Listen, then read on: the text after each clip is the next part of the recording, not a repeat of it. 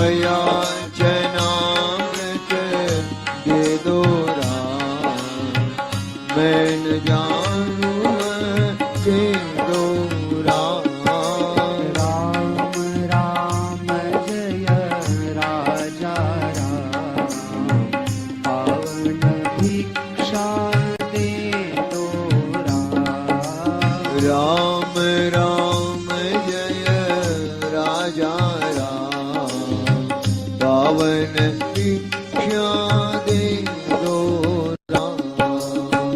प्यार तुम्हारा दे दो राम, दास कहे मोहे दो श्री राम।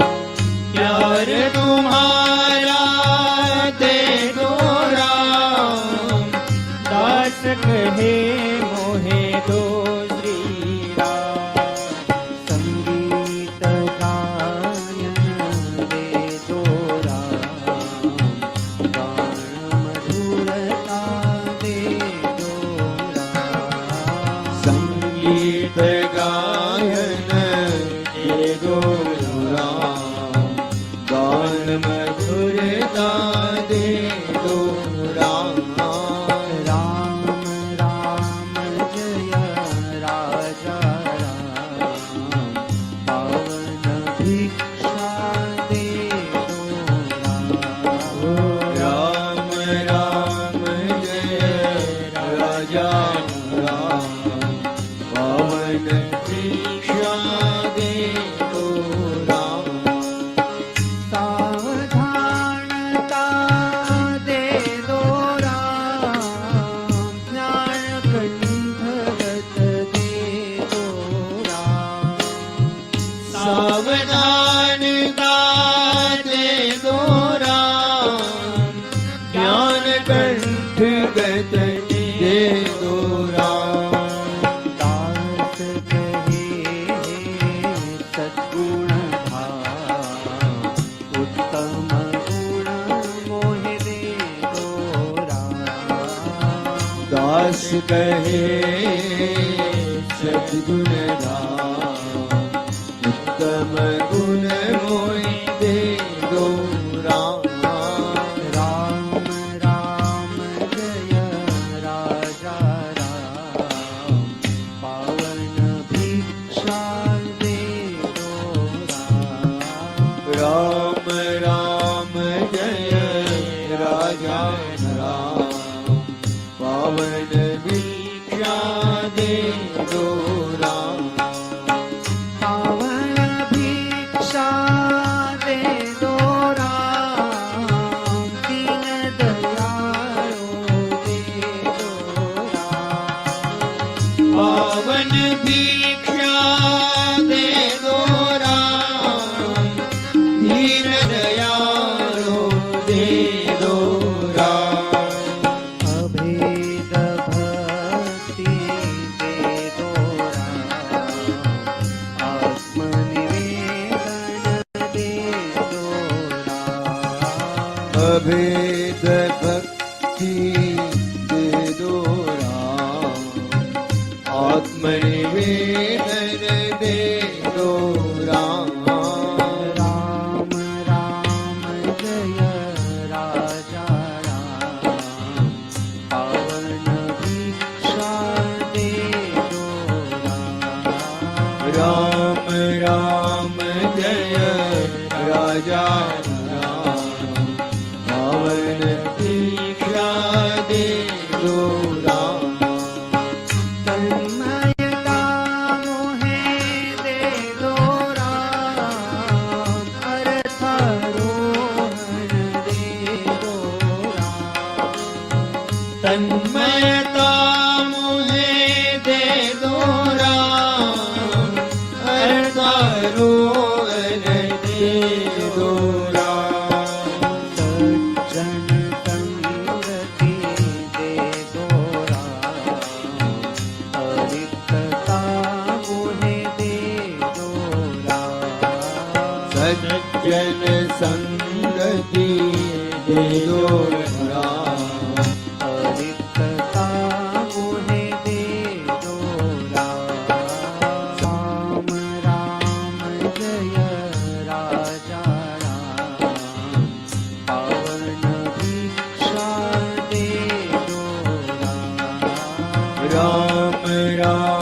जय राजा राम पावन दीक्षा दे दो राम ब्रह्माणो भव दे दो राम अनन्य सेवा दे दो राम ब्रह्मानुभव दे दो राम अनन्य सेवा दे दो राम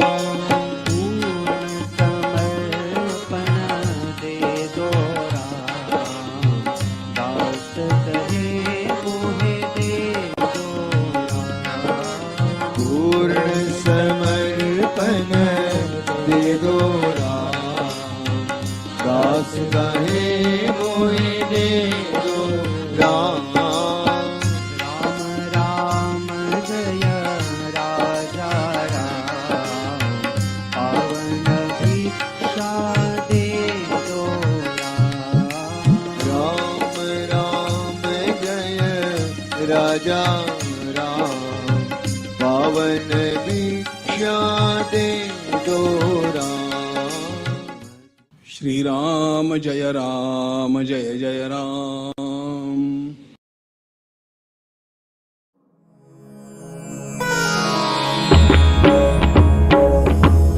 श्री गुरु चरण सरोज रज निज मनु मुकुरु सुधारी बरनउ रघुबर विमल जसु जोदायकु फलचारी बुद्धिहीन तनु जानिके सुमिरौ पवन कुमार बल बुद्धि विद्या देहु मोहि हरहु कलेस विकार।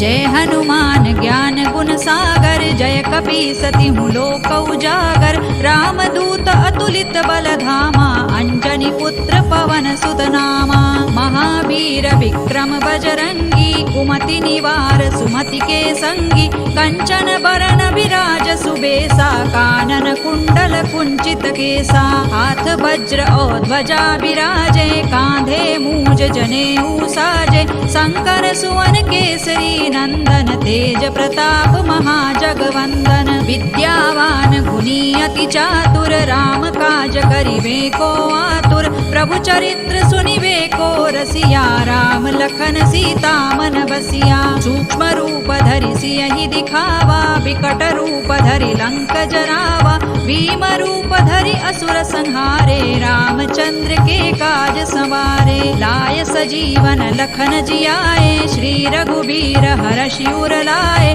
रघुपति कीन्ही बहुत बड़ाई तुम मम प्रिय भरतहि सम भाई सहस बदन तुम रोजस गावे अस कहि श्रीपति कंठ लगावे सनकादिक ब्रह्मादि मुनीसा नारद सारद सहित अहिसा जम कुबेर दिक्पाल जहाते कवि कोविद कहि सकै कहाते तुम उपकार सुग्रीवहि कीन्हा राम मिलाय राजपद दीन्हा तुम्हरो मंत्र विभीषण माना लंकेश्वर भय सब जग जाना जुग सहस्र जो जन पर भानु लील्योताहि मधुर फल जानू प्रभु मुद्रिका मेलि मुख माहि जलधि लांघि गए अचरज नाही दुर्गम काज जगत के जेते सुगम अनुग्रह तुम्हरे तेते राम दुआरे तुम रखवारे होत न आज्ञा बिनु पैसारे सब सुख लहै तुम्हारी सरना तुम रक्षक काहू को डरना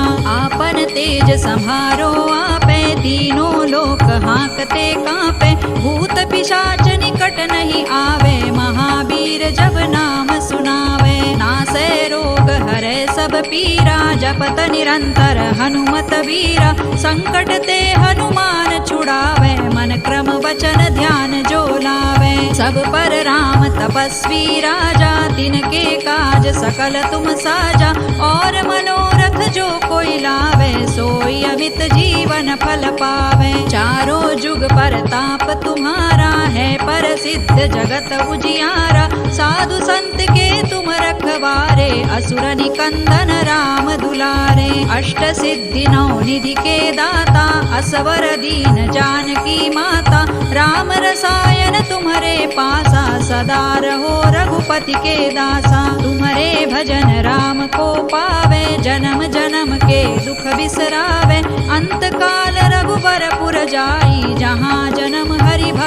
सहाई। और देवता चित्तन धरई हनुमत से सर्व सुख करई। संकट कटे मिटे सब पीरा जो सुमिरे हनुमत बलबीरा। जय जय जय हनुमान गोसाई कृपा करहु गुरुदेव की नाई। जो सत बार पाठ कर कोई छूट ही बंदी महासुख होई। जो यह पढ़े हनुमान चालीसा होय सिद्धि साखी गौरीसा। तुलसीदास सदा हरि चेरा की जय नाथ हृदय महडेरा। पवन तनय संकट हरन मंगल मूर्ति रूप। राम लखन सीता सहित हृदय बसहु सुर भूप। सियावर रामचंद्र की जय पवन सुत हनुमान की जय। उमापति महादेव की जय।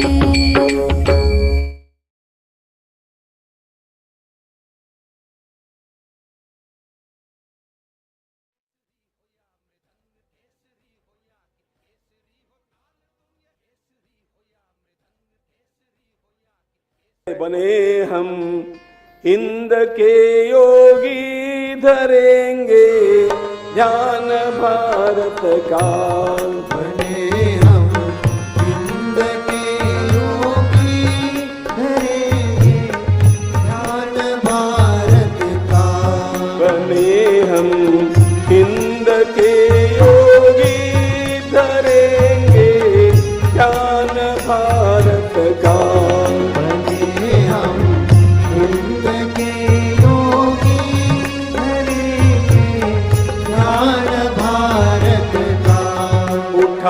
कर धर्म का झंडा करे उत्थान भारत का। धर्म का झंडा करे उत्थान भारत का। बने हम हिंद के योगी धरेंगे ज्ञान भारत का।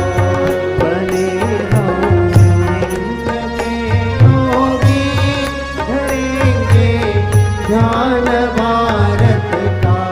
गले में शील की माला। गले में शील की माला। गले में शील की माला। गले में शील की माला। पहन कर जानकी कफनी।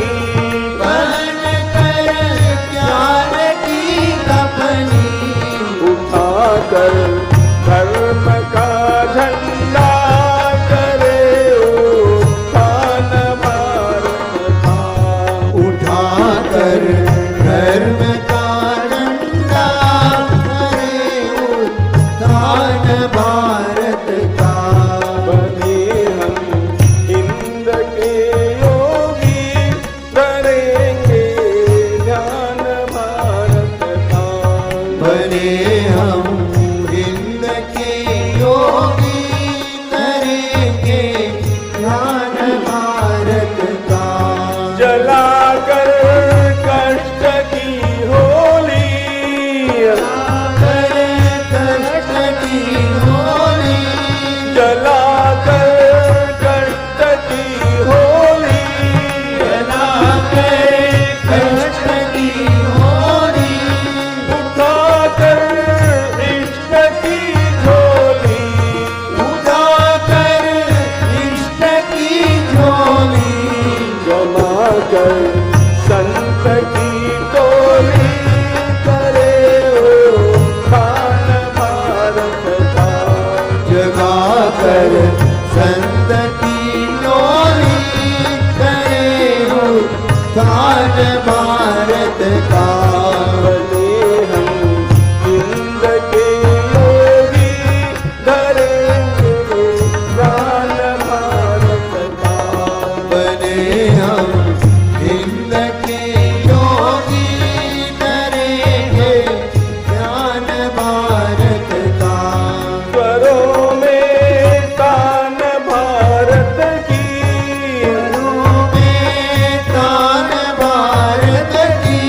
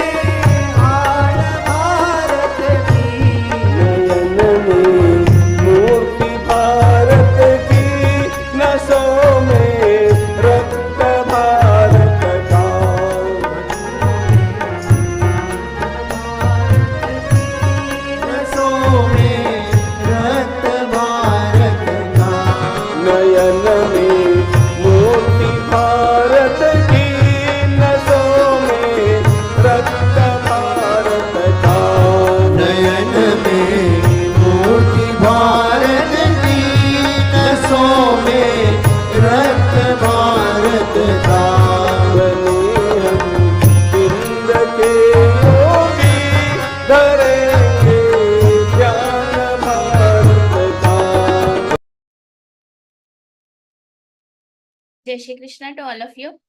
A very warm welcome to all the esteemed sadhaks of Geeta Pariwar. It is indeed a privilege to come together once again on this sacred journey of learning. Today we gather for our 18th chapter interpretation of third part out of 6 parts. Let us begin today's session with the blessings of Lord Krishna and Param Pujya Swami Govindadev Giriji Maharaj. May their grace and guidance always inspire us. Let us now begin this session by invoking the divine with our Arambha Prarthana. To lead us in Arambha Prarthana, I welcome Mahindra J. Singh Ji from Hyderabad and a hotelier by profession. Bhaiya currently giving seva of a group coordinator, technical assistant and member of PCMT. Bhaiya connected with Geeta Pariwar since 2021. Jai Shri Krishna Bhaiya. Jai Shri Krishna Devi. Vasudeva Sutan Devan Kausanchanuramardanam Devaki Paramanandam Krishna Vande Jagadgurum Shri Krishna Vande Jagadguru. Jai Shri Krishna. Thank you, Bhaiya. Thank you for your melodious and soulful prayer. Now we'll proceed to Deepa Prajwala. Light symbolizes wisdom and knowledge. To illuminate our session, we invite Jai Shri Anandan Ji for Deepa Prajwalan. Didi is from Bangalore and a retired central government employee. Joined Geeta Pariwar in August 2021 and giving the seva of technical assistant, group coordinator in all the 4 levels. Jai Shri Krishna Didi. निषिद्धैरप्येभिर्लुलितमकरन्दो मधुकरैः करैरिन्दोरन्तश्छुरित इव सम्भिन्नमुकुलः विधत्तां सिद्धिन्नो नयनसुभगामस्य सदसः प्रकीर्णः पुष्पाणां हरिचरणयोरञ्जलिरयम् शरदिन्दुनिभां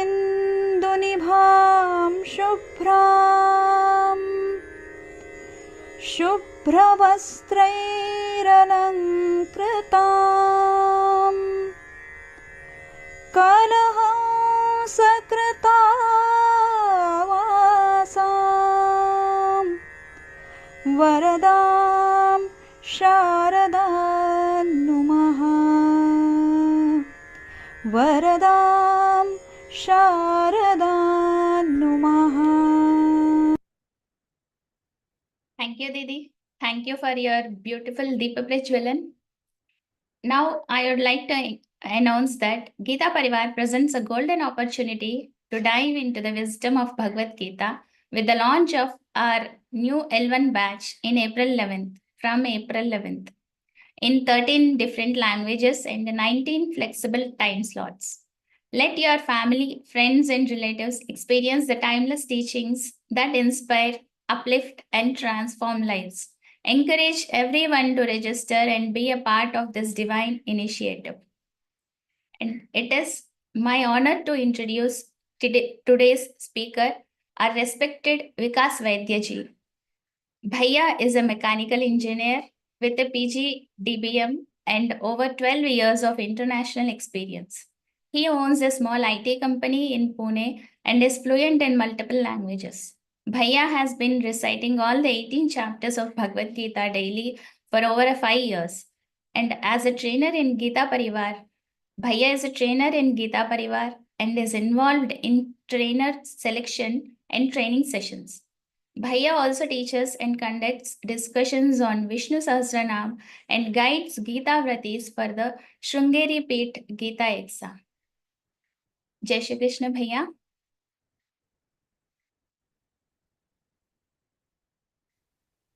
वसुदेवसुदं देवं कंसचाणूरमर्दनं देवकी परमानन्दं कृष्णं वन्दे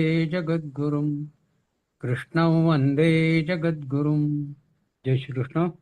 पूज्य स्वामी जी के चरण कमलों में कोटि कोटि नमन। A warm welcome to all Gita sadhaks. We are discussing Moksha Sannyasa Yoga, 18th Adhyaya Bhagavad Gita, which is a summary of all the 17th Adhyaya previously explained by Lord Krishna.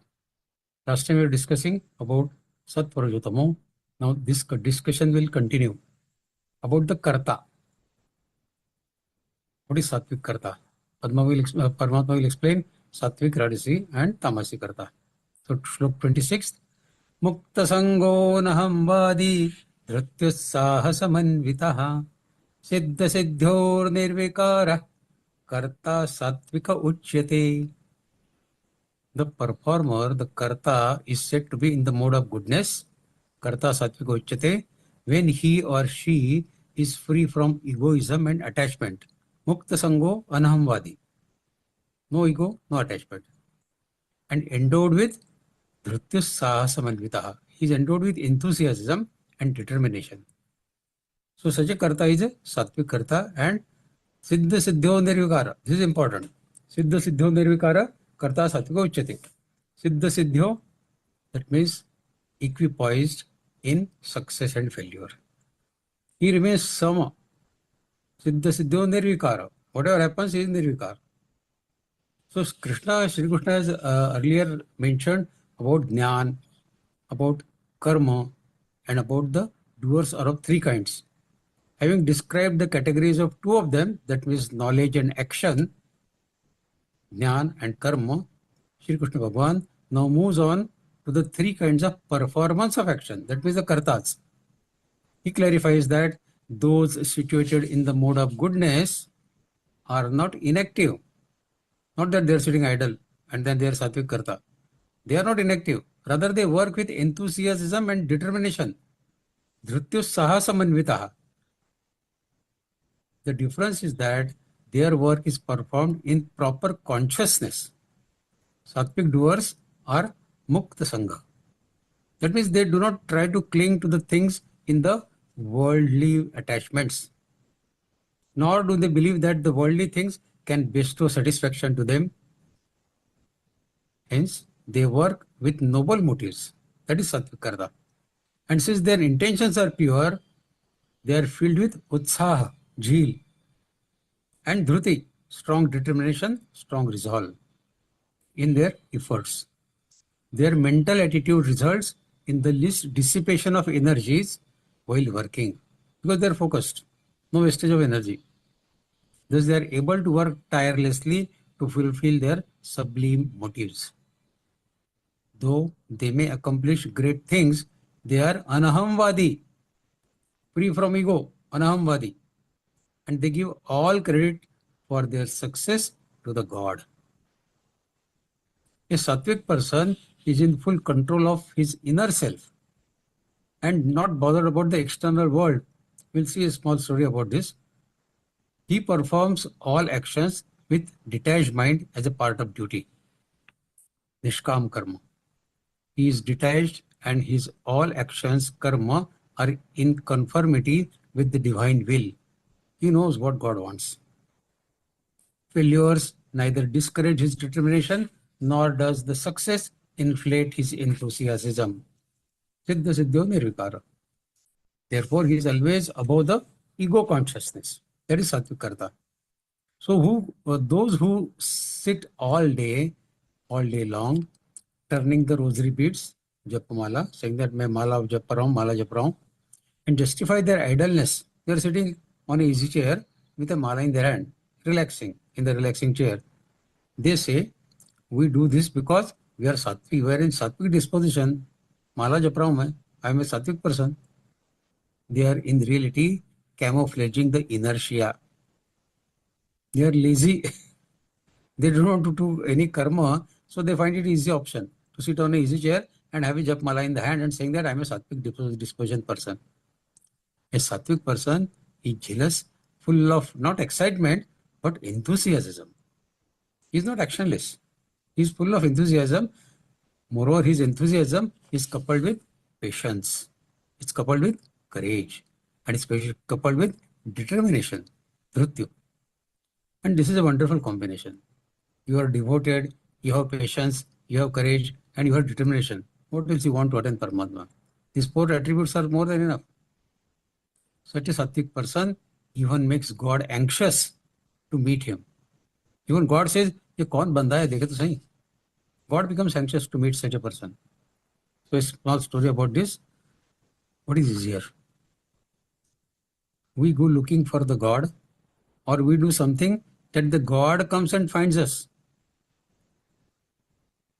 A king, he was walking on the terrace of his palace. In the evening, he was taking a walk on his terrace of the palace. Suddenly, his eyes fell on a saint Santa walking below in the marketplace. He could see it from the terrace of the palace. Now the saint or saints, whether they are in the marketplace or they are in the forest, they are lost in their own world. They are not bothered about what is going around them. They are lost in their own world. The king realized that the saint was walking in the bazaar full of joy. He is enjoying his own way, as if there was no one else except him there in the marketplace, in the bazaar. There seemed to be neither anger nor hatred towards anyone on his face. The king was so pleased with this ease and joy of the saint that he became anxious to meet him. And he wanted to meet him immediately. So he ordered his servants, "Go, bring that saint here right now, immediately." If he had himself come down from such a high palace, it was possible that the saint would have gone too far. "So I don't want to go down, you bring him here immediately," he ordered to his servants. The servants could not think of anything else, so they just threw a rope from the terrace, from the top of the palace, and dragged the saint up by trapping him in that rope. The saint was also surprised. What is happening? I am getting pulled by a rope. Within a few moments, the saint was in the front of king. The king apologized to the saint for being brought up by the servants in this way. The saint simply forgave him and asked, "What is the haste? Why did you bring me like this? You got me pulled with a rope. What is the haste?" The king said, "I suddenly became so restless to find the answer to a question that I did not want to lose you, which is why you had to suffer like this. So sorry for that." The saint smiled and said, "Such anxiousness in you. You are so anxious to meet me, which means it is a rare and deep question that you have in your mind. Now tell me what is the question. Tell me what is the question." The king said, "The question is how to find the God. And how to find the God soon. I feel you alone can give me a satisfying answer. Please show me the way." The saint said, "Your Majesty, you know the answer to this question very well. You are just unable to understand it. Widen your perspective and think big. You will get the answer within a moment. Think about it." The king said, "If I really knew the answer to this question, why would I have given you so much trouble? Why would I have been so much upset? I caused you so much of trouble. I would not have done that if I knew the answer. I am bewildered. I am confused. You are a saint. You know everything about the right path. Please explain me." The king, almost pleading, the saint was listening and silently, as if he had no pity for him. Saint was only listening. After keeping silence for some time, the saint then said, "Listen to the answer to your confusion now. I will give the reply to your question. Listen to it now." The saint said, "If I had the thought of meeting you, suppose I had decided that I want to meet the king, there would have been many obstacles. Is it easy to meet the king? Many obstacles, and it would have taken a long time for me to come and meet you. I would have come, informed your Sainik courtiers. They would have taken the message to you. If you had free time, perhaps we would have met. And still it was not necessary whether our meeting would have been possible or not. I could take only your darshan and say, go. The meeting would not happen probably. But when the thought of meeting me came in your mind so strongly, Think how long did it take for us to meet? Few moments. A thought came to your mind, you got me pulled by a rope, and within moments I was here in front of you. So the meeting is taking place now in within few moments only. You tried your best for me to be presented before you. The result was that you got me in front of you within a few moments. King, similarly, listen to this carefully now. He said, King, similarly, if the Lord is anxious to find someone, then the Lord will immediately appear before him. The king instantly asked, but how and why would the idea of meeting us would come in God's mind? Why will God think that I should meet this guy? How the idea will come in God's mind?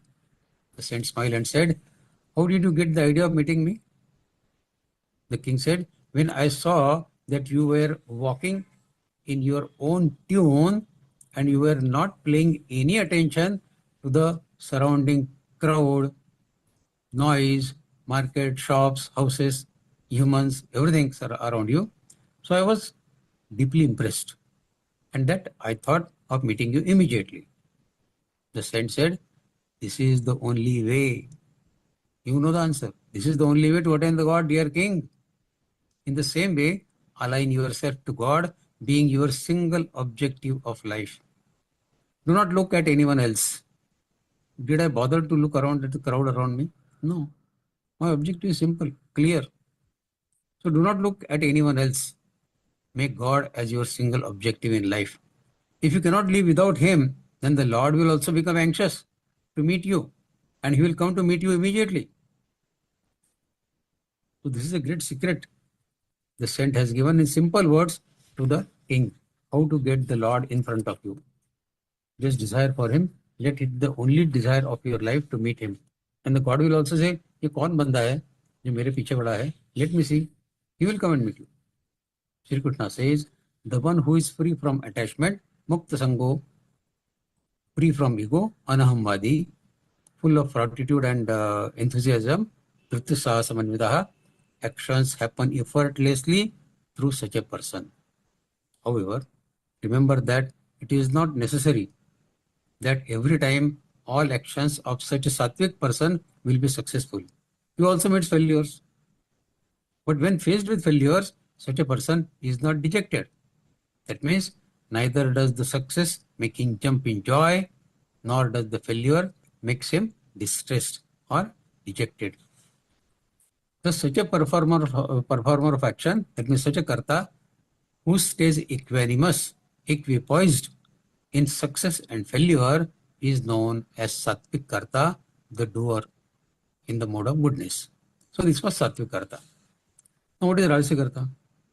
Slok 27. Ragi karma phala prepsur lubdho hinsatmako shuchihi harsha shogan vidah karta rajasah parikirtitaha. Who is desirous of the results of action? Karma phala prepsur lubdho.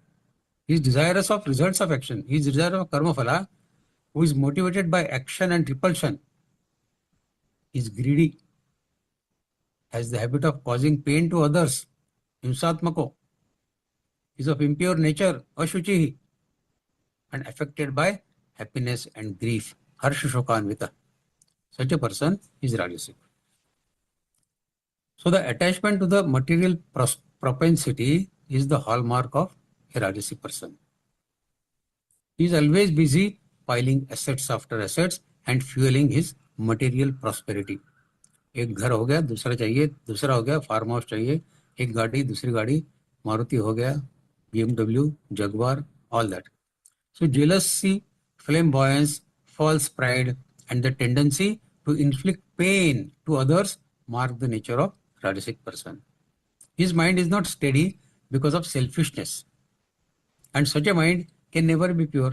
The mind full of selfishness cannot be pure, never. The concept of fairness and self-culture and refinement is not known to the Rajasic person. Gain make him jubilant and losses push him into deep depression. For example, two women. What is Rajasic person? This example may explain what is Rajasic person.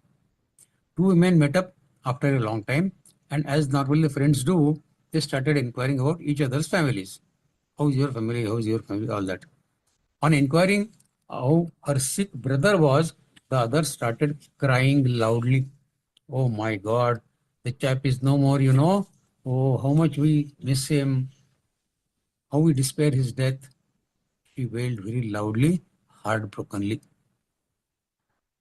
After consoling her, the friend then inquired about lady's husband. How is your husband? Promptly, like a magic, her expressions changed, and a wide, beaming smile on her face, she replied, he is doing very well. He is doing very well. He has been promoted, and things could not go better for him. She said with a great joy, with a great smile on her face. Arey bhai, a moment ago, she was disconsolate, and a moment later, she was so cheerful. Such melodrama. Rajasic people are expert in doing such melodrama. And that is how very oscillating a Rajasic person's mind is. Similarly, another example. A young man's uncle was coming down from USA. The uncle was old. He was coming from USA to pay him a visit.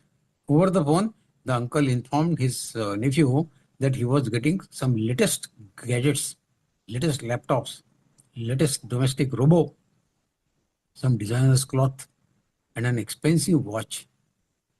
Now this fellow's joy knew no bounds. He was very happy.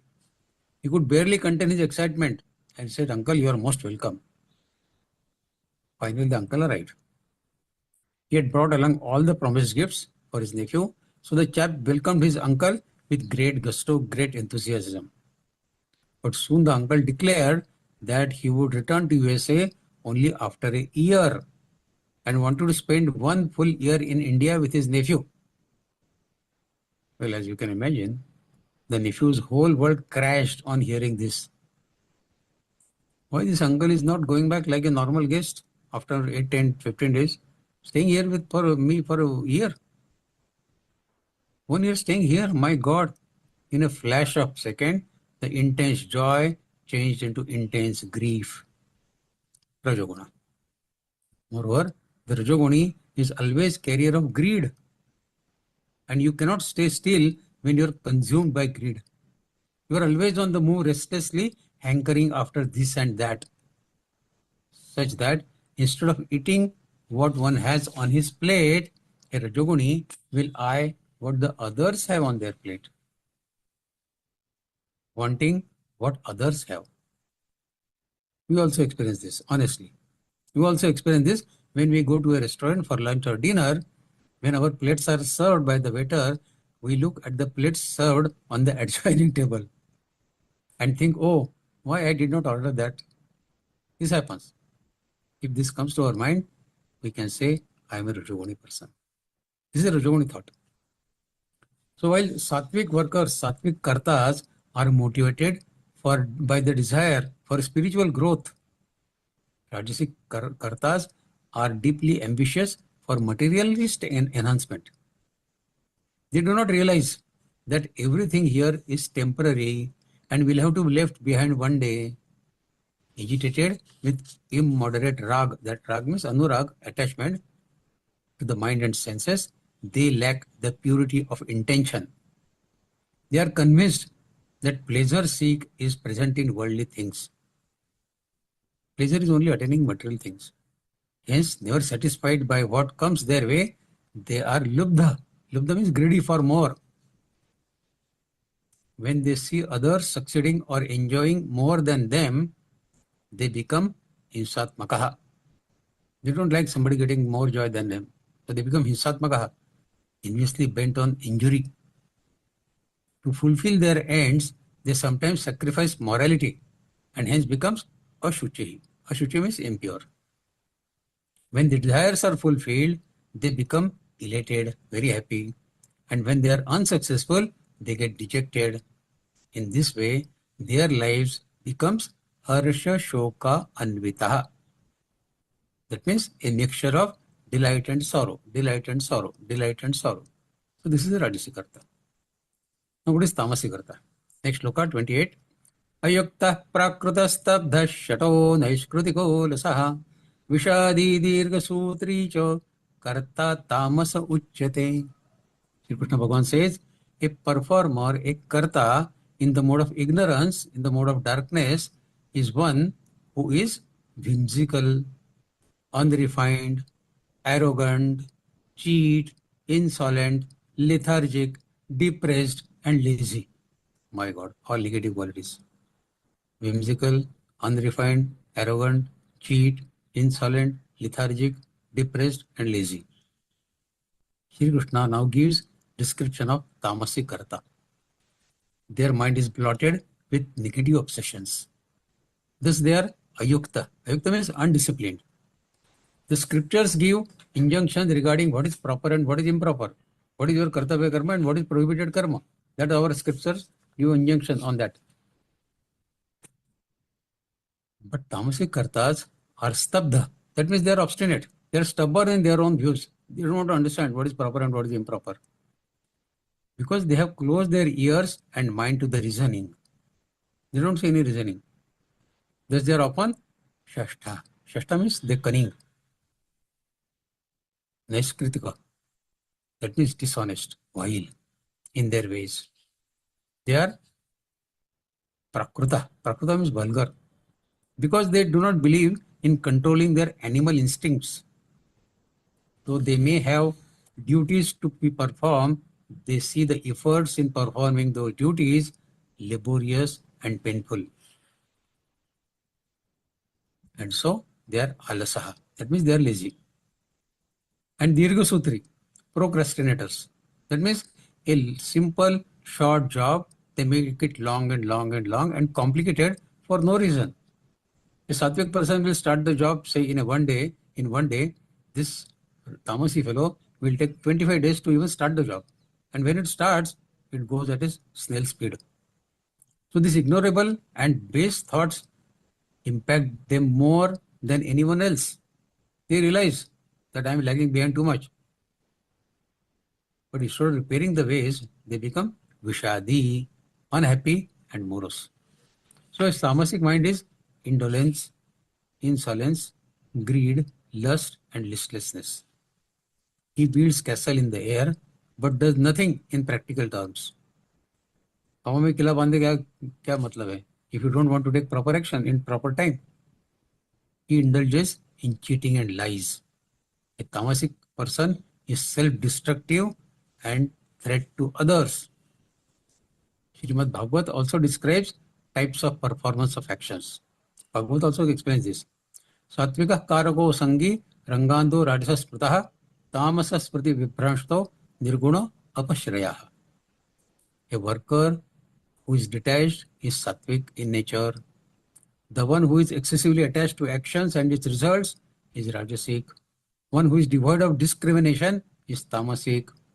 But the karta who is surrendered to me is transcendental of all three modes. He has become gunatit. So we must understand in very clearly that whenever you look for excuses to be unhappy, excuses to be miserable or morose, then you know that is a sign of excessive tamasic guna in you at that moment. It is not that tamasic beings will always remain tamasic for the whole of their life. The tamoguna, like the other two gunas, sattva and rajo, keeps fluctuating, sometimes higher, sometimes lower. But he who is prone to excessive tamoguna is said to be tamoguni. Predominantly, he is a tamoguni. Procrastination, that means dragging on the things, is another attribute Sri Krishna explains, describes in tamoguni people. They keep dilly-dallying and an inordinate long time to accomplish any action. As I said, the task may be same, but a sattvaguni person will carry out the task prudently and dexterously.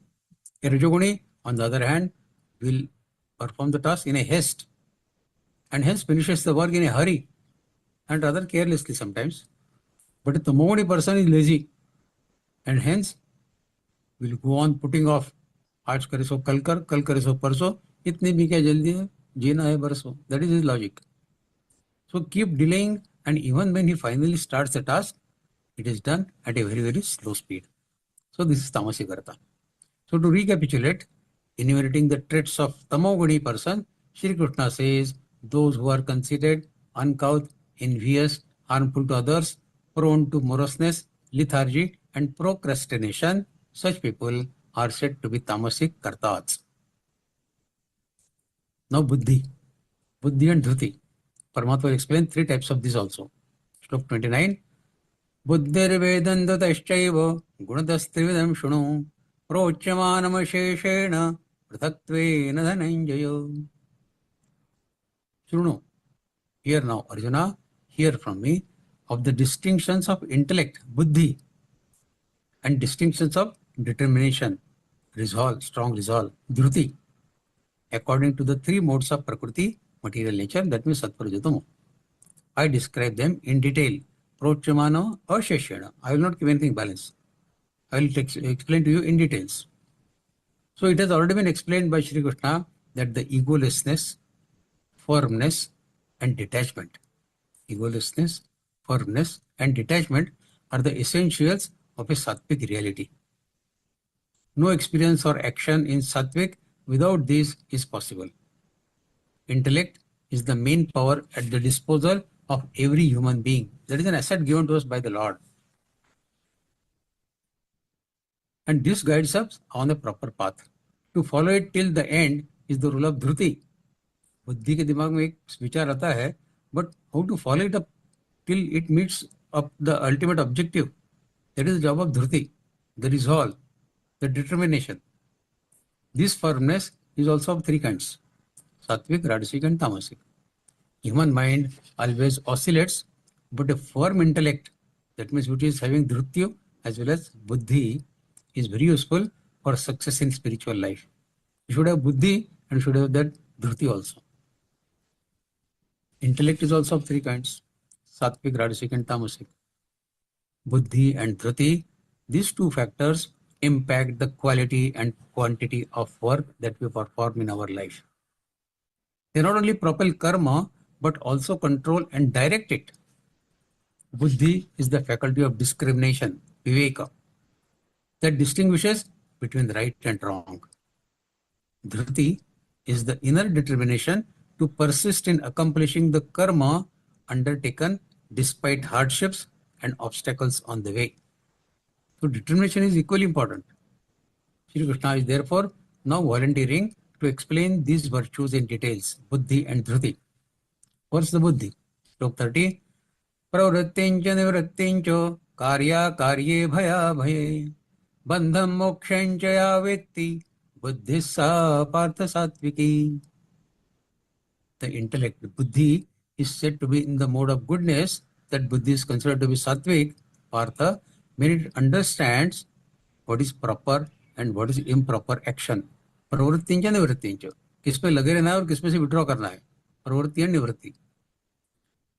What is duty and what is non-duty, karya and akarya. Bhaya bhaye, what is to be feared and what is not to be feared. And what is binding, bandha, and what is liberation. Which action will put me in bondage, which action will get me to the moksha, to the salvation, to the liberation. The buddhi that understands this is a sattvic buddhi. So you see, we constantly exercise our free will to make choices in our life. And our cumulative choices determine where we reach in our life. Since childhood, we make different choices for different things in our life. And at the end of life, where we reach, it depends on the choices that we have made throughout our life. Robert Frost has very vividly described this in his poem, The Road Not Taken. The Road Not Taken. He says, I shall be telling with a sigh. I shall be telling with a sigh, somewhere ages and ages hence. Two roads diverged in a wood, and I took the one less traveled by. And that has made all the difference.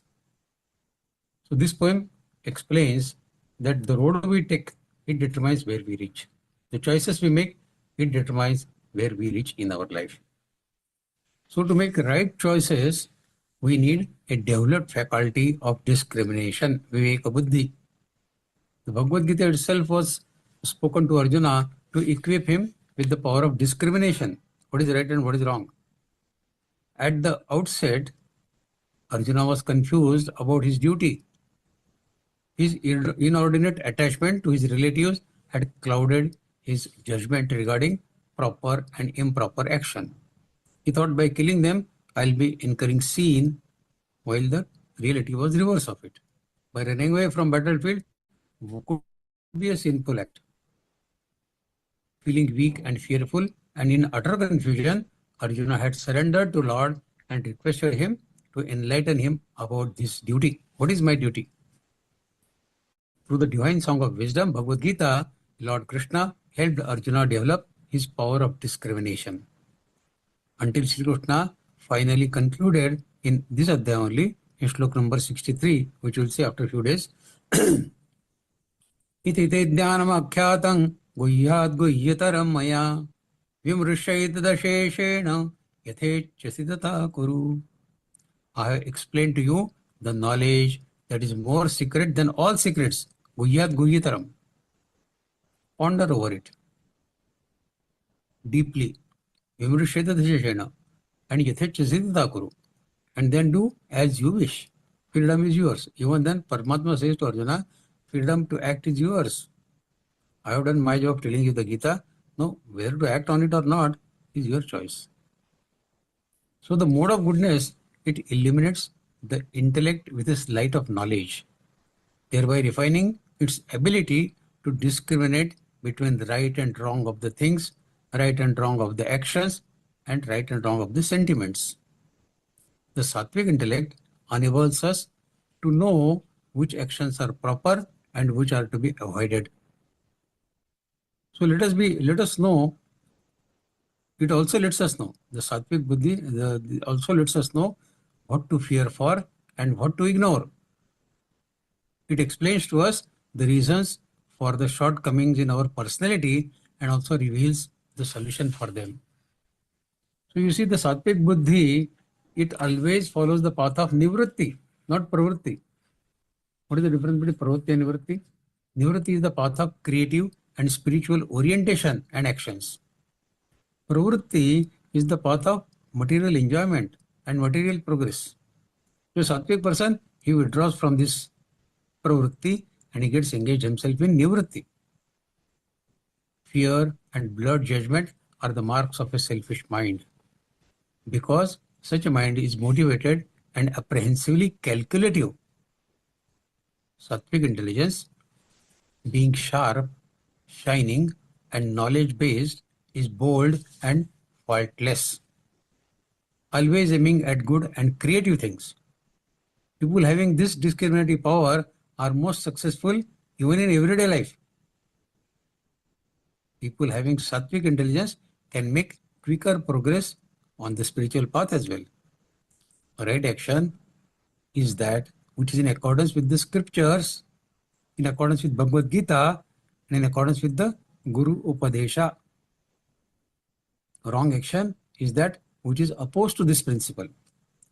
So this is the sattvic buddhi. Now what is Rajasic buddhi? Slok 31. Yaya dharmam dharmancho karyancha karyamevacho ayathavat prajanati buddhissa partha rajasi.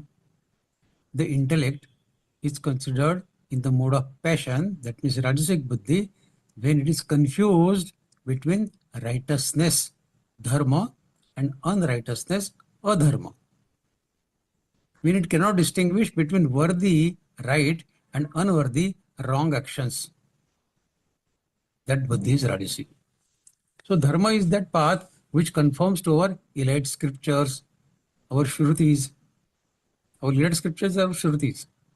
And the adharma is opposed to shruti, because shruti is always based on truth and fairness. It is for the highest good of all because it is based on the principle of equanimity. The so-called better placed people always believe that they act in accordance with the dharma. मैं बहुत धार्मिक प्रवृत्ति का आदमी हूँ. I am following dharma. They perform worthy acts and think their material well-being or the worldly prosperity as a proof of their conviction. देखो मेरे पास 4 घर है, 2-3 गाड़ियां हैं. I have followed dharma. So they misunderstand that accumulating material wealth is a proof that they are dharmic. But such people are often unaware of the sattvic principle, which has very little to do with the material measures of the worldly well-beings. The funny part is that even Kauravas believed that they were performing a worthy act of fighting the war against Pandavas. And they believed that it is in conformation with the diktats of dharma. They are following dharma. Of course, they had own reasons. They were complaining that why our father Dhritarashtra was not given the throne in the right place, right time, why Pandu was given. So they had their own grievances. Sattvic dharma is subtle, and the material ego always fails to grasp this subtlety. The Rajasic mind is always based on ambition and desire, which is in contrast with the sattvic dharma. Doing duty honestly is right. Dodging duty or doing it dishonestly is not. The Rajasic approach is always aimed at personal gain or personal glory.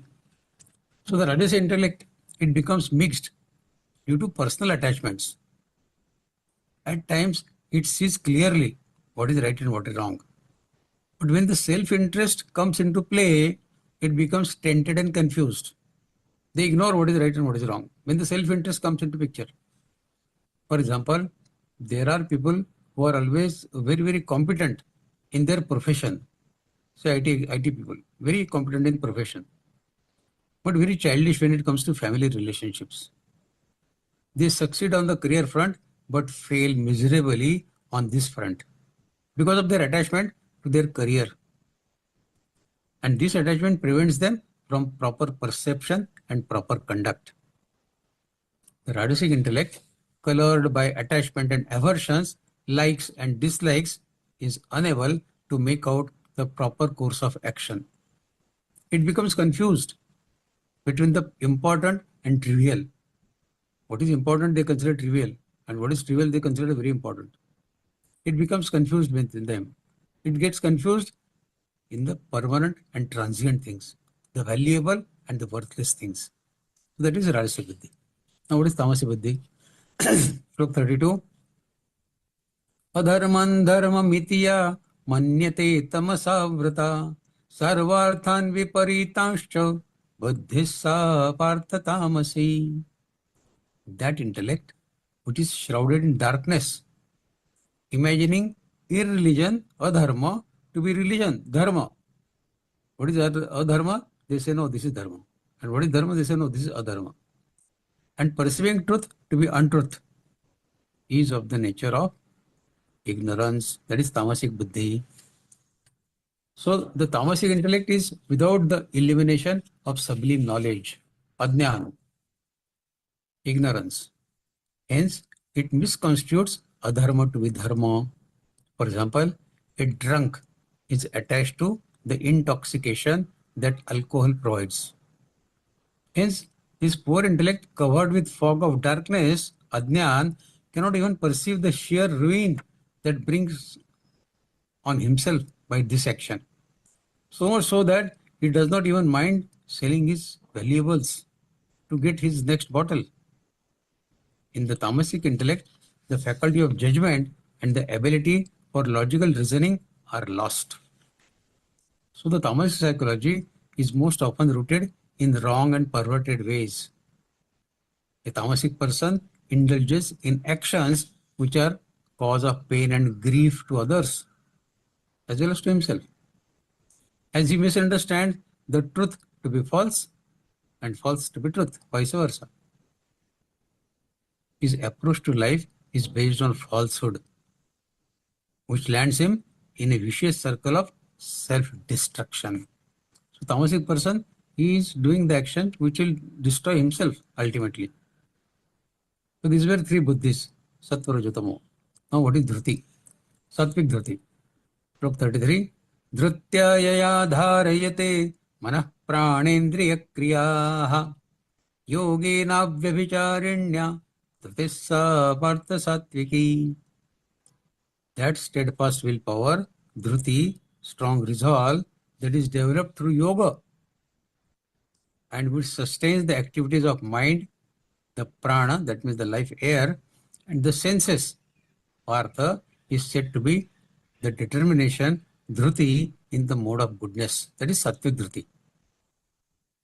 Dhruti, that means determination, is the inner strength of our mind, and intellect to move on the path with tenacity, with strong resolve, despite difficulties and obstacles.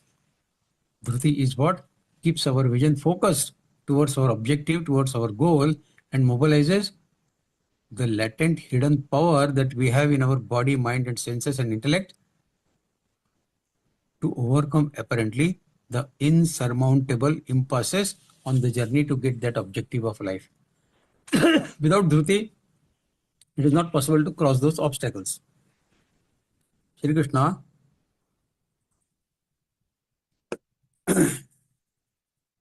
now moves on to describe the three kinds of determination, three kinds of dhruti. Through the practice of yoga, the mind becomes disciplined and develops the capacity to rule over the senses and body.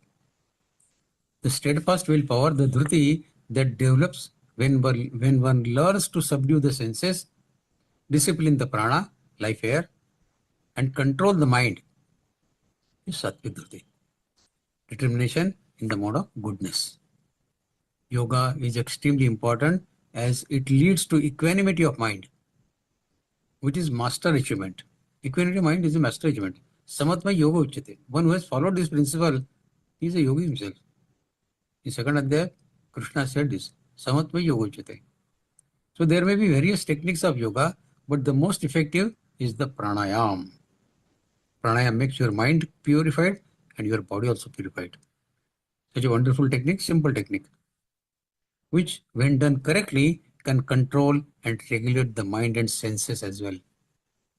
For ideal culturing of the intellect, its cultivation through firmness is necessary. So buddhi has to be paired with dhruti, then only it will be of any meaningful karma that you can carry on. It is in the state of such firmness that the intellect becomes sattvic. So to make your intellect sattvic, you definitely need the assistance of sattvic dhruti. Various other forms of sadhanas also help in achieving this objective of attaining that sattvic dhruti, other than this pranayam and other yoga. Now what is Rajasic dhruti? Shlok 34. Yayad dharma kamarthan dhrutya dharayate arjuna prasangena phala kankshi dhrutessa partha rajasi.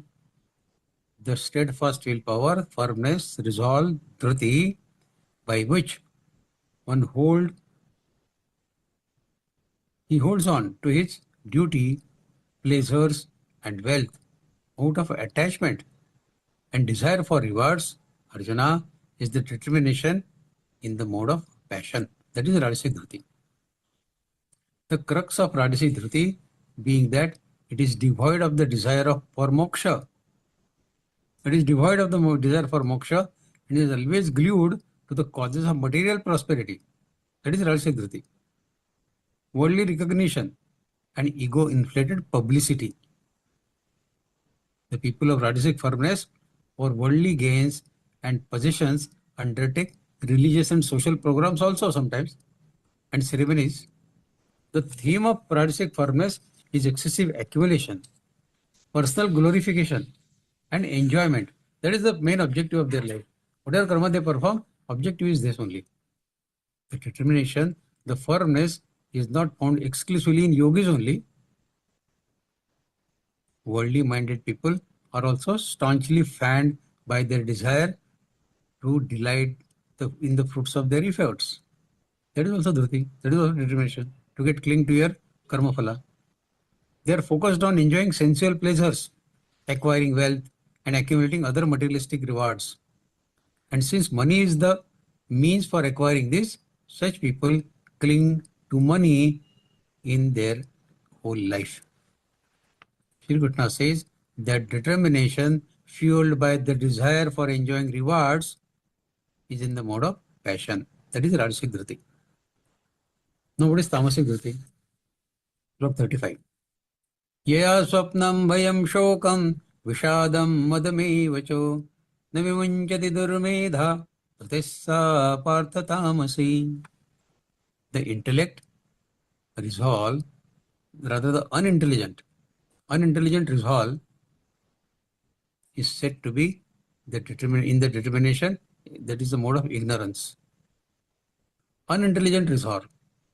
You have resolve, but that is not a very good resolve. It is unintelligent. Arjuna, in which one does not give up the dreaming. It does not give up the dreaming, fearing, grieving, despair and conceit. Swapnam bhayam shukam vishadam. So determination is seen in unintelligent and ignorant people also. They are also quite determined in what they want to achieve in life. Of course, it is misguided, but it is stubbornness that arises from fear, from despair, and from pride, false pride. For instance, some people are victims of a fear complex. And it is interesting to note how they hold on to this fear complex with great tenacity. You don't feel bad about this, as if it is inseparable part of their personality. There are others who make their life a living hell because they cling to some past disappointment and refuse to let it go, despite observing its very ruinous impact on their life. It is ruining their life, but they don't want to let it go. They keep clinging to their past misfortune, disappointments.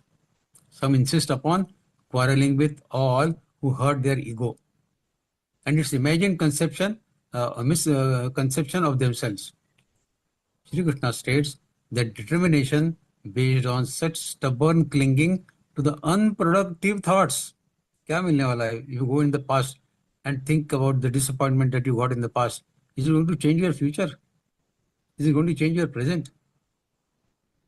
So Sri Krishna states that the determination based on such stubborn clinging to unproductive thoughts is in the mode of ignorance. That is tamasic Dhriti. So Paramatma has explained to us sattvic, Rajasic and tamasic Dhriti. Now, sukha, happiness, is also three types. It is introduced in slok 36 now. Sugandvidanim trividam shrunume bharadarshabho abhyasadramade yatra dukhaintainjani gacchati. Bharata, choice of Bharatas, that means Arjuna. Now hear from me, shrunume, hear from me the threefold happiness. Sugandvidanim trividam. The happiness which is acquired through long practice, gives deep joy and entails end of sorrows. In previous sloka, Sri Krishna discussed the constituents of action. We learned 5 constituents of action. Adhishtananta karta karanaicha pradagvidam vividashcha pradakcheshta daivai chaivatra panchamam. Then he described the factors that motivate, control the actions. Jnanandneyam parijnata trivida karma chodana karanam karma karteti trivida karma sangraha. This also we learned. Now Sri Krishna moves on to the goal of action. What is the goal of action? The ultimate motive behind people's action is the search for happiness. Everybody is looking for happiness. Everyone desires to be happy. No one wants to be unhappy. And through their actions, they seek fulfillment, they seek peace and satisfaction. But since everyone's actions differ in their constituent factors, Adhishthana tatha karanicha pratagvidam, these constituents are different. Jnanandhyam parijnata trivida karmajana, all these factors are different for everyone. The kinds of happiness they derive out of their work is also different. The constituents of your action are different, then the result of action is also different. Sri Krishna now goes on to explain the 3 categories of happiness.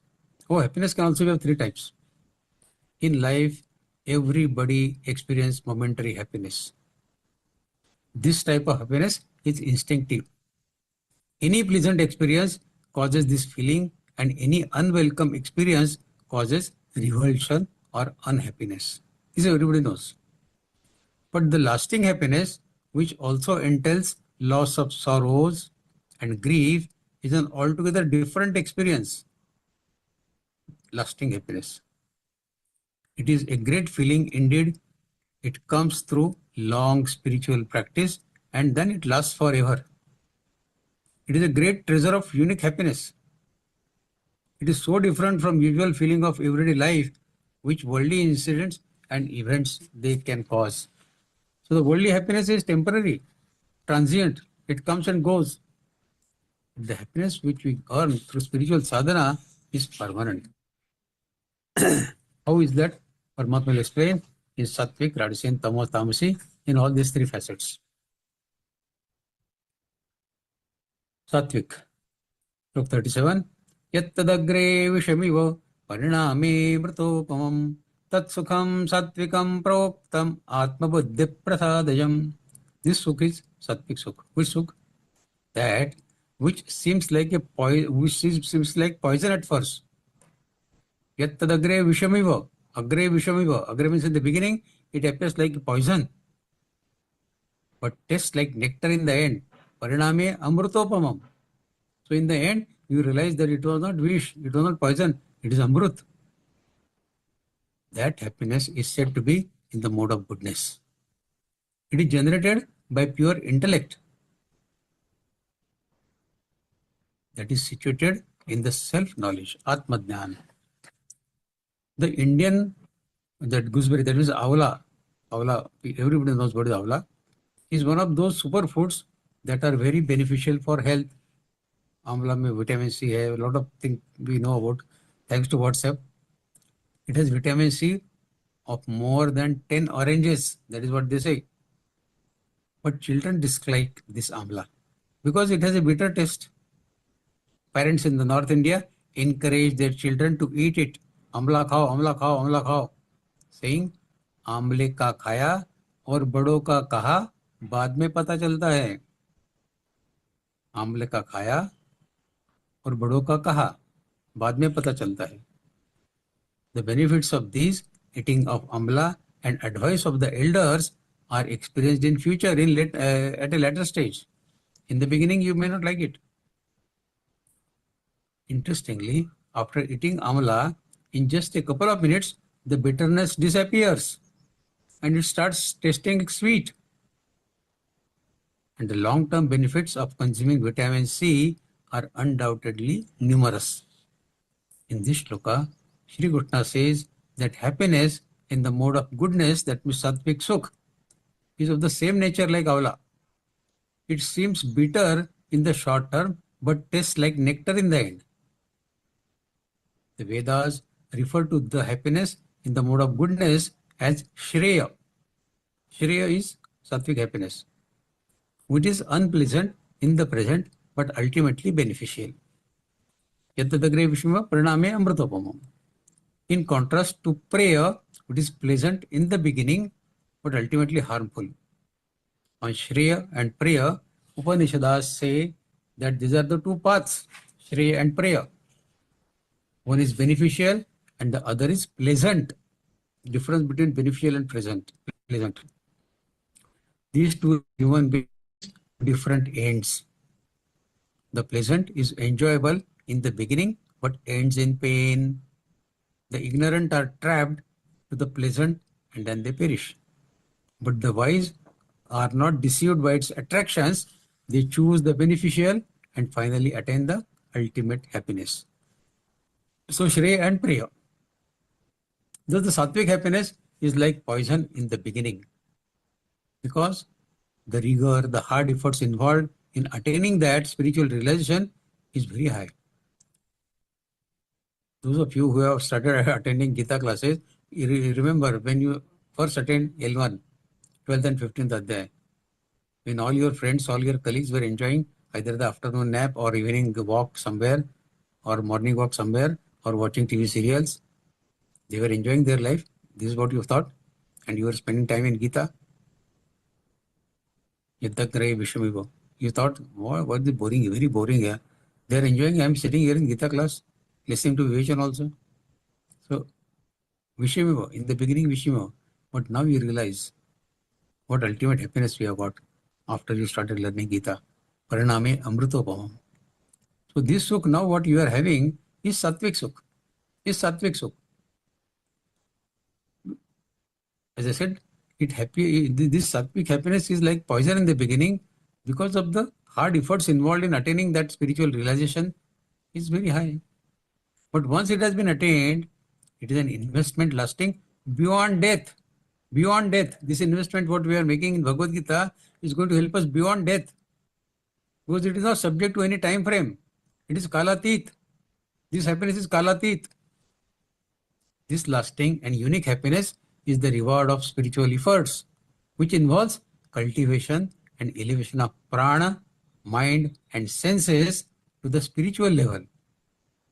We have learned about prana in Adhyaya 8. How to do pranayam at the end of our life, we have learned the technique in Adhyaya 8.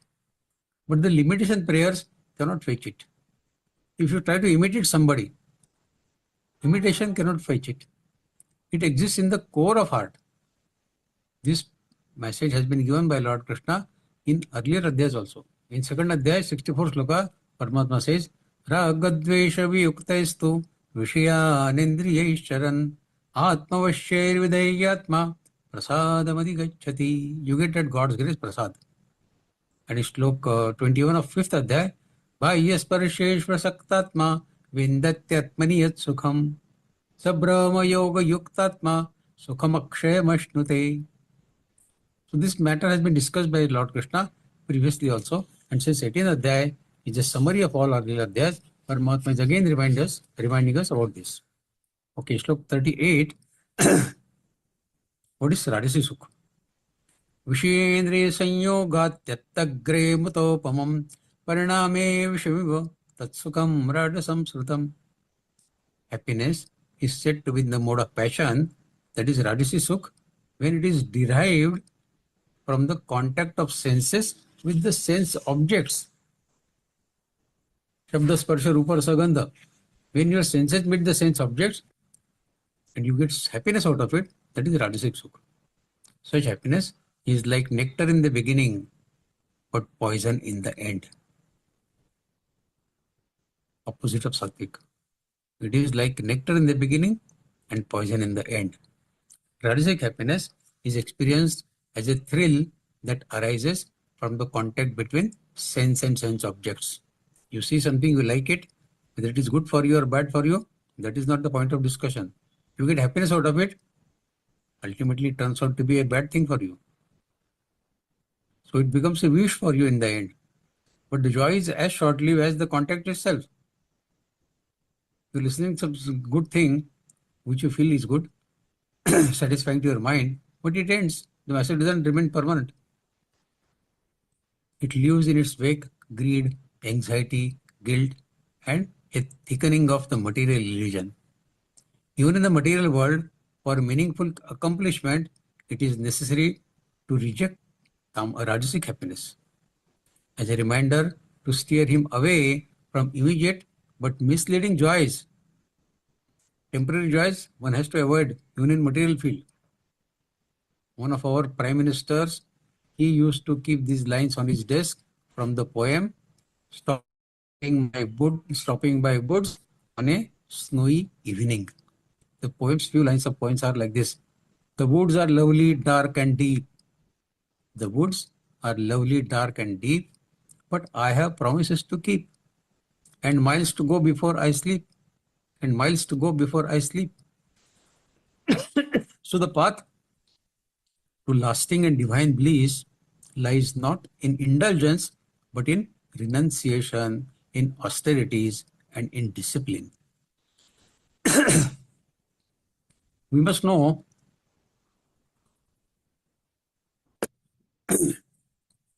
that all forms of happiness, which is based on senses, are of temporary nature.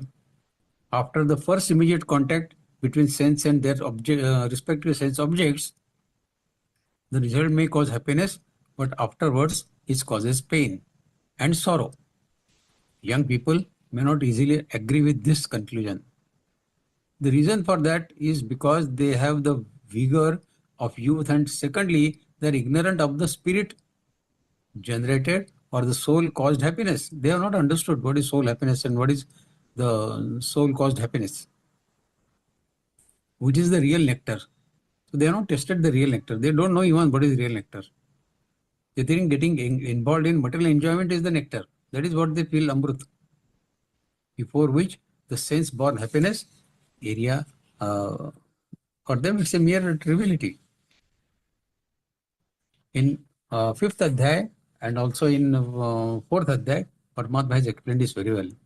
In fifth adhyay, Shloka 22nd, Paramatma has said, Ye sansparshaja bhoga dukkhayo na ye evate adyantavantah kaunteya nateshu ramati buddha. Something which starts and it ends, adyantavantah. Nateshu ramati buddha. The many people don't get involved in this kind of temporary things. And in fourth adhyay, Paramatma said, Karmanasya krutasya hus sattvikan nirmalam phalam Rajasasthu phalam dukkham ajnanantamasa phalam. Okay, continue further. What is Tattama Samudaratam? Shlok 39. Yadagre chanubandhe cha sukham mohanamatmanaha nidralasya paramadottan tattama samudaratam. That is tamasic. That is tamasic. What is tamasic? That happiness which covers the nature of the self from beginning to the end.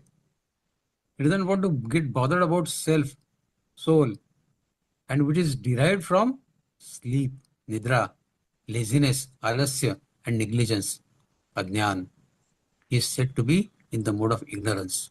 People get happy in ignorance. Ignorance is bliss. That is what they say. But that bliss is tamasi sukh.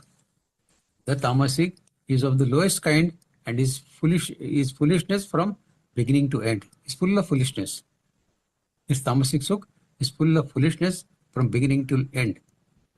It throws the soul in the darkness of ignorance. It doesn't think about soul at all. And yet, since there is a tiny experience of pleasure in it, people get addicted to that. That is why cigarette smokers find it difficult to break their habit. They think this is happiness. Smoking cigarette is happiness. Even while knowing that it is very harmful to them, it may even cause cancer, but even then, they don't want to leave it. Same is the cause and same is the case with the drug addicts. They are unable to reject the happiness they get from that addiction. But that sukh is tamasic sukh. What happens in sleep or alcohol or drug induces unconsciousness? The person forgets himself, isn't it? Not only is he aware of his pure self, but he also forgets his senses of self that is linked to the body, mind, and intellect. He forgets about sense and about his mind, body, intellect also. So he becomes totally unaware of his existence. That is the unconsciousness inflicted upon you by the sleep, by the alcohol, or by the drugs. And when he derives great pleasure in doing so, such that he is willing to commit any immoral or evil act to procure the drugs or alcohol, or some even kill in order to get the drugs. We read this in newspaper day in and day out. So that is tamasic sukh. Tamasic pleasure is such that it makes the person forget his self, both during sensory interaction, also in the aftermath of that interaction. And a tamasic person, that is he whose antakaran is tamasic, whose karmas are tamasic, such a person derives pleasure from sleep, laziness, heedlessness, and irresponsibility. And that is known as tamasic pleasure. People get pleasure in avoiding their duty and they feel happy about it. That is tamasic pleasure. Sri Krishna states that such pleasures derived from sleep, laziness, and negligence are in the mode of ignorance. That is tamasic happiness, tamasi sukh. Last talk of today. Na dadasti prithivya va divideveshu va punaha sattvam prakrutijair muktai kidevisyatribhir gunaihi. Paramatma says these three gunas, sattva, raja, tamo, they dictate the behavior of all human beings.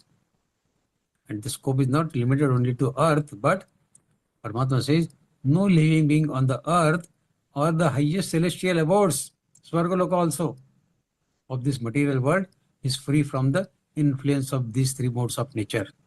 Nadadasya Prathimvama Divi. Divi means up there in the celestial abode. Nadadasya Prathimvama Divi Deveshu Apuna Satpam Prabhijayir Muktai Yadai Bis Sattvic Guna. Nobody is free from these three gunas. The three gunas of Prakriti are all pervasive and universal. They cover every living being on the earth and the devatas in the heaven also. These three gunas, sattvic, rajasic and tamasic, can only be overcome by successfully realizing the soul. If you want to become gunatit, you have to have atmadyan, you have to successfully realize your soul. Short of that, no being can hope to be free from the shackles of these three gunas of Prakriti. These three gunas are present in all of us like the butter in the milk, or the fire in the wood, or the breath in all beings. There is no escape from them because the entire nature is made of these three gunas only, Sattva, Rajo, Tamo. Whether we walk on earth or we are in the heaven, only nishkam karma performed through sattvic intellect, acquired through sattvic dhuti, firmness, lead a being to the state of nirguna. Our objective in life should become nirguna. Because even sattvic puts us under bondage. We discussed this many times. For explanation, you can read again Adhyay 14. Gunatraya Vibhagyo. Sattva, Rajo, Tamo. Three gunas, all the three gunas, they put you under bondage. The objective of reading Gita is to become nirguna, to go gunatit, to become gunatit. Upanishad states that the material energy, Maya, is also tricolored. It says material has three colors, white, red and black. That is, it has three modes. Sattva, Rajo, Tamo. It is the mother-like womb of innumerable living beings within the universe. It is through into existence and supported by the one unborn Lord, Paramatma, who is full of knowledge. God, however, does not get entangled with his material energy. He gets all of us entangled in the material, but he does not get entangled in his material energy. He independently enjoys the pleasure of his transcendental pastimes. But the living entity enjoys her, that is the material world. All of us enjoy material world and thus becomes bounded. That is the tragedy. Maya's domain extends from the Patal to the celestial abode of Brahma also, Swargaloka. Since the three modes of nature, Sattva, Rajo, Tamo, are inherent attributes of the Maya, and they exist in the all material abodes of existence of Maya. So wherever Maya is there, these three gunas definitely are there. Hence all living beings on the abodes, whether human or celestial gods are there, they are undertaken by the sway of these three gunas, Sattva, Rajo, Tamo. The residents of Patal have a predominance of Tamo guna. The residents of earth have a predominance of Rajo guna. 90% of earth population is Rajo guni. And the residents of celestial abodes have a predominance of Sattva guna. But they are there in all these three. See, who does not like sleeping? Everybody wants to sleep, enjoy sleep. See, if it is cold winter night and you are enjoying the sleep, but suddenly the alarm sounds asking you to wake up, take bath and sit for your spiritual sadhana, you strongly dislike it. You get very unhappy with the poor clock for sounding that alarm. So a seeker has to face this fight every day, wherein he has to overcome his inertia, shrug off his laziness and not give in to the temptation of sleep. Likewise, the tongue also is always seeking its favorite delicacy. When the host is serving the food that you like most, for example, he is serving you some hot sweet jalebis made in pure ghee, and you suddenly remember that you have a fast today, you cannot eat, you should not eat, and there begins the dilemma. क्या करें, अभी खाएं कि नहीं खाएं? The tongue says, I want to eat. And the intellect says, no, you cannot eat. You are fasting today, you cannot eat. And with much deliberation, the fellow strikes a compromise. And he says to the host, sorry, I cannot eat it today, but keep it aside for me. I will take a parcel and I will enjoy it tomorrow. So this is a compromise. But if the quantum of Rajoguna has increased too much, then the fellow will mentally say to the God, "Oh Lord, how can I hurt my host's sentiments? He's asking me to eat this. आग्रह कर रहे हैं मेरे लिए बहुत. How can I say no to him and insult him when he's so lovingly offering these hot jalebis to me, made in pure ghee? And I'm sure that it is you, O beloved Krishna, who has sent this host to me. And furthermore, you have said this in Gita also, that you are present in everybody. So you are present in him also. Mami Mama okay. So by insulting him, I am insulting you. So he tries to find some logic to eat the jalebis. As far as fast is concerned, okay, never mind. I will observe it some other day, some other time. But at the moment, I don't want to insult the host. I don't want to insult you. So I will enjoy these hot jalebis. So this is the logic he can find if his Rajoguna has gone too much high. Sri Krishna says, no one can evade the influence of Prakriti born these three gunas, Sattva, Rajatamo, because they are present in all beings. But how to keep them in balance? Now that is certainly in your hands. How to keep them in balance? It is up to you whether you want to be sattvic, whether you want to be Rajasic, or whether you want to be tamasic. But is it so easy? Because a tamoguna prone individual who has been born to a tamasic environment, to a tamasic set of parents, how will he get exposed to the virtues of sattva guna in the first place? Entire thing is tamasi, parents tamasi, environment with tamasi. So how can he follow the principle of sattva guna suddenly in the first place? And consequently, how will the sattvic samskar ever get awakened in him? उसके बुद्धि में कहाँ से आएगा सात्विक विचार? When his environment is not that. Same is the true for Rajoguna prone individuals. But sometimes, some children born to tamasic parents, they grow up with virtuous attributes. Some examples are there. Best example is Bhakta Prahlad. He is one such example. He was born to tamasic parents, but grew as a great devotee of Lord Vishnu. Why this happened? There is a story behind it involving Narad, Maharishi Narada, what he did to his mother and all that. See, the gunas cannot exploit a man of wisdom. If the man has got jnana, wisdom, then the gunas cannot exploit him. Rather, it is he who utilizes the three gunas very astutely. Kabir has said, Maya that eludes the entire world, that very Maya lies in the service of Jnani, of a sage. The Maya becomes their das, and the Maya is ruling all of us, ordinary people like us. But the Maya lies in the service of Jnani or the sages. This means that a sage is able to make most of the Maya. We get bondage by Maya, he makes the good use of Maya. Or he utilizes Maya very prudently to his advantage. Maya is no longer able to delude the Jnani anymore. So if we acquire Atma Jnan, Maya can do no harm to us. And all our sukha, our karta, our buddhi, our dhruti, everything can become sattvic, as explained by Lord in this adhyaya so far. Let us stop today. Now the forum is open for all of you to raise questions. Thank you so much for your patience. Jai Shri Krishna. Thank you, Bhaiya. Thank you for your clear and simple explanation with the life examples, Bhaiya. Your insights made easy to understand us. Now let us move to the question answer session. But before that, I would like to announce again that Geeta Pariwar presents a golden opportunity to divine into the wisdom of Bhagavad Gita with the launch of new L1 batch starts from April 11th in 13 different languages and 19 flexible time slots. Please encourage your friends, families, and relatives to register and be a part of the divine initiative.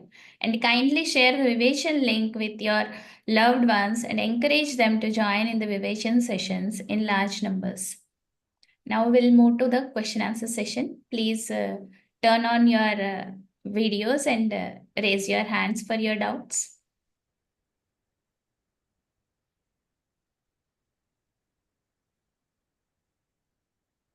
I think Bhaiya, nobody has a doubt. You explained with simple examples also, Bhaiya, really. Okay, this is Made it explanation very of easy to understand. Sattva, Rajo, Tamo, which are not very difficult concepts to understand because we experience this in daily life. So the examples are also from daily life only, and Yes, people can definitely identify themselves with those examples. yes, we can Mhm. easily connect with us that Yeah, example. That example. right.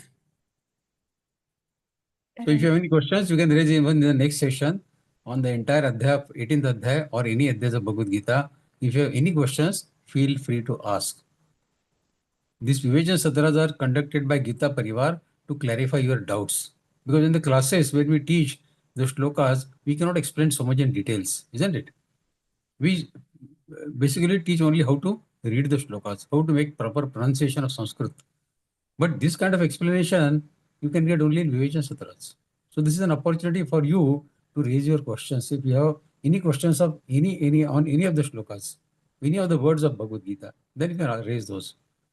If you want to take some time to think and then raise questions, most welcome. You can think about these shlokas, raise the questions in the next session. No problem. Yes.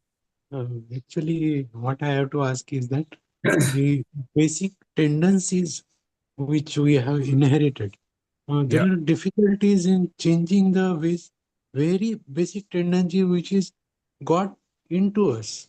And Yes. Krishna was there to say change that tendency or this. Just by reading it, sometime not become possible to change the tendency completely. Yes, that So happened. That is why training of mind by doing yes, pranayam, you clarify, you cleanse your mind as well as your body. Pranayam is one great tool to bring stability of your thoughts and also making your body a little stronger so that you can continue your spiritual sadhana. Unless you conduct spiritual sadhana, meditation, we cannot come out of the earlier past samskars of our past lives. We have lived many lives, and all our records of previous lives, we do not know from where they have got accumulated, but they are guiding us as to how we behave in our present life. If we understand Gita and we now understand that whatever way I was living the life till now was not the right way, Paramatma expects me to live the life in a different way, then we need to strengthen our spiritual sadhana. As the age advances, the insurance premium also increases. When we are at 40 years of age, our premium was less. But when we are 60 years, the insurance premium also shoots up very high. So now, when the time left for us is short, we have to increase the speed of our spiritual sadhana. Time is short and the objective is the same, to attain Paramatma. So as the premium goes for an insurance policy when the age advances, similarly, the spiritual sadhana, the intensity of spiritual sadhana also should increase with the advancement of age. Then only we can come out of our past sanskars. Otherwise, these sanskars will not leave us. They will be with us till the end of this life also.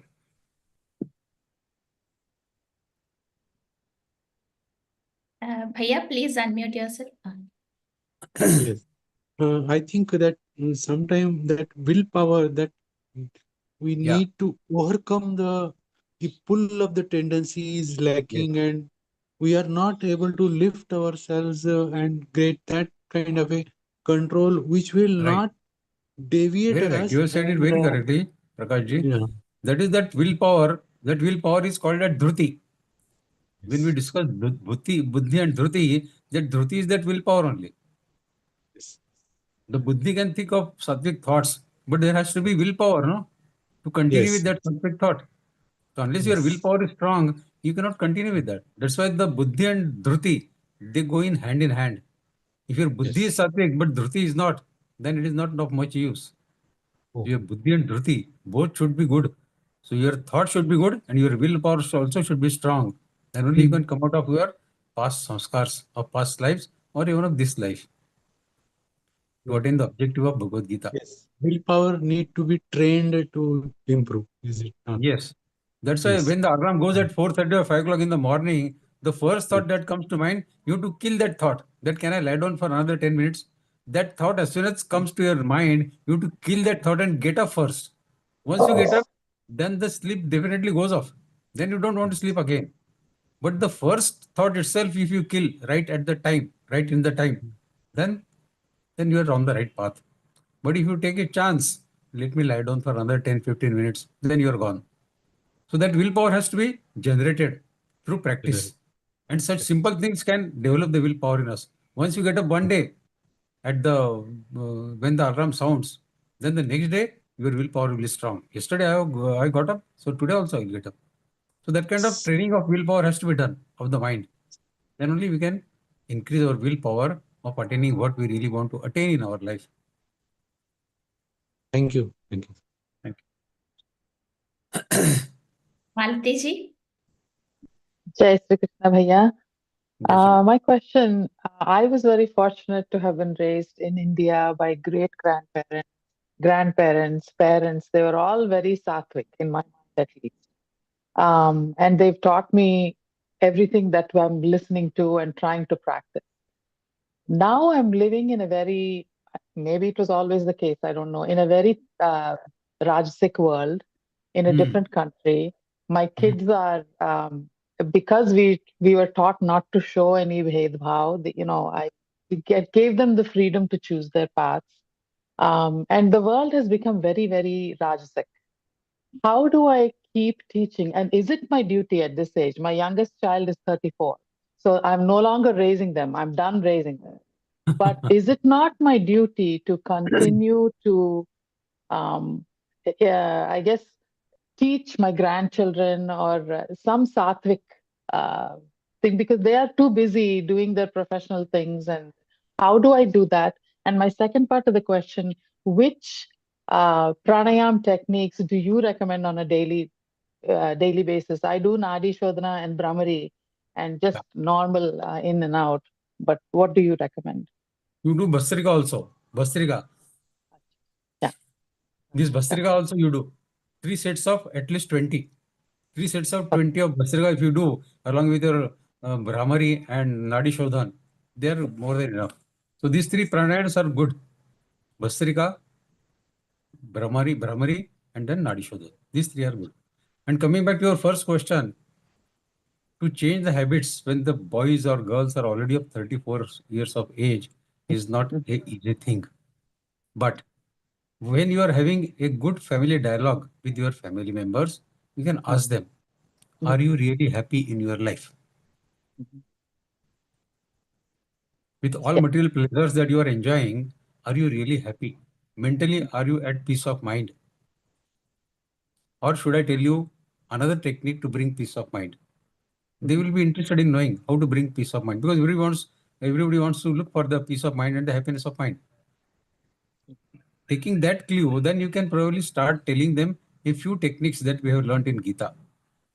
You can select few couple of shlokas of Bhagavad Gita only, and then try to explain to them the principle as to how to attain the everlasting happiness, which will help us not only in this life but also in the next. If they know that without investment they are getting this happiness, they don't have to spend a single penny to get this kind of everlasting happiness, they may be interested in listening to you in more details. Then that is the way you can change the direction. And if they are interested, if they are fortunate enough to come to the Gita way, they will. Because Gita has to happen. Gita cannot be forced on somebody. No. So it has to happen to them. So that thought you have to put into their mind, that look for happiness, everlasting happiness. Don't look for temporary happiness, which will today come and tomorrow it will go. Look for something with which you can wake up every morning with a happy mood, with a happy mind. If you want to look for that happiness, I know the technique that you can tell them. Then probably you can start the dialogue. Okay. Thank you. Thank you, Vaidya. Jai Sri Krishna.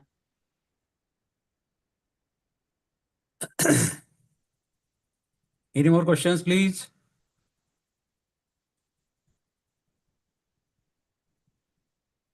Okay, I think no more questions, Didi, so we can wind up. Okay, Bhaiya. Okay. Let us conclude today's enlightenment session by thanking Divine, seeking his blessings through Samapan Prarthana. I would like to extend my warm welcome to Rajan Patnaik ji from Odisha, Denkanal. a retired social worker and a graduate. Bhaiya connected with Geeta Pariwar since July 2024 and giving seva of technical assistant GC, group coordinator for L1, L2, L3 batches. Jai Shri Krishna Bhaiya. जय श्री कृष्ण करूं जी भैया. योगेशं सच्चिदानन्दं वासुदेवं व्रजप्रियं धर्मसंस्थापकं वीरं कृष्णं वन्दे जगद्गुरुं श्रीकृष्णं वन्दे जगद्गुरुं. जय Shri Krishna. Thank you, Bhaiya. Thank you for your wonderful prayer. Now I'd like to thank my heartfelt thanks to respected Vikas Vaidya ji, Geeta Pariwar, Vivation team, technical team, and last but not the least, all our esteemed participants who have made this session successful, and sincerely appreciate your time and dedication to this divine cause. I request all the sadhaks to stay back for Hanuman Chalisa recitation.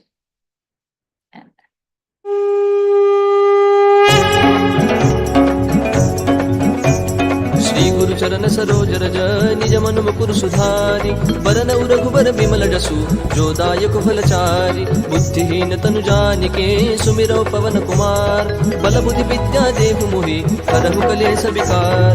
जय हनुमान ज्ञान गुण सागर जय कपीस तिहु लोक उजागर रामदूत अतुलित बल धामा अंजनी पुत्र पवन सुत नामा महावीर विक्रम बजरंगी कुमति निवार सुमति के संगी कंचन बरन विराज सुबेसा कानन कुंडल कुंचित केसा हाथ वज्र और ध्वजा विराजय कांधे मूंज जनेऊ साजय शंकर सुवन केसरी नंदन तेज प्रताप महाजगवंदन विद्यावान गुणी अति चातुर राम काज करिबे को आतुर प्रभु चरित्र सुनिबे को रसिया राम लखन सीता मन वसिया सूक्ष्म रूप धरि सिंहि दिखावा विकट रूप धरि लंक जरावा भीम रूप धरि असुर सहारे रामचंद्र के काज सवारे लाय सजीवन लखन जियाए श्री रघुवीर हर्षि उर लाए रघुपति कीन्ही बहुत बड़ाई तुम मम प्रिय भरत ही सम भाई सहस बदन तुम रोजस गावै अस कहि श्रीपति कंठ लगावै सनकादिक ब्रह्मादि मुनीसा नारद सारद सहित अहिसा जम कुबेर दिगपाल जहाते कवि कोविद कहि सके कहाते तुम उपकार सुग्रीव ही कीन्हा राम मिलाय राजपद दीना तुम्हरो मंत्र विभीषण माना लंकेश्वर भय सब जग जाना जुग सहस्र योजन पर भानु लील्यो ताहि मधुर फल जानू प्रभु मुद्रिका मेलि मुख माहि जलधि लांघि गए अचरज नाहि दुर्गम